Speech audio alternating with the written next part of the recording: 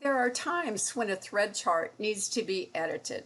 Perhaps new colors are added or some colors have been dropped from a line. You can keep your thread charts updated as these changes occur. First, let's talk about adding a thread color. Again, this can be done either through the My Threads Docker or the My Threads dialog box. For My Threads Docker, click on My Thread Charts and then click on Manage. Select the brand of thread you wish to edit. For this example, I'll edit the Isocord chart. Notice that I can rename a chart, or I can delete a thread chart if I will never need a particular thread chart. We will select Add to add a new thread color.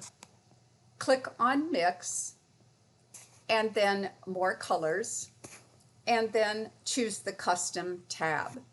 The most accurate way to enter a new thread is through its RGB value. These are generally provided by a manufacturer of thread. You would enter the values and then press OK. Perhaps you don't have the RGB values and you want to add a thread color. You can use the thread mixer box and click on an area that is close to the color of thread that you have. Lay a thread strand on the area and try to match it as best you can. As I click on the different colors, I can also change the value with the slider on the right. So after selecting the color, click OK, and then assign the color code that is on your spool and assign the color name on the spool. This is the Isocord chart, and I'll click OK. The thread is placed at the end of the Isocord chart. By clicking on the code, I will sort the colors by their code number. If I click on name, it will sort the colors alphabetically by name. If I click on the titles again, it will reverse the order of the sort. You can also search for a specific color in this search box. Let's say later we found out the RGB colors for this thread that we added, and we need to edit the thread. All we have to do is click on Edit, and then click on Mix, and then More Colors, and then Custom. And I can change then the RGB value and get that color to its correct color.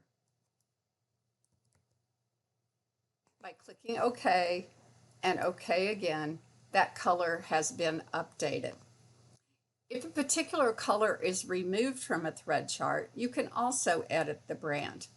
You search for the color that you wish to remove, and we're going to remove this one that we just added. You're going to select it and click on Remove. You will need to confirm the deletion, and then the color will be removed from the chart.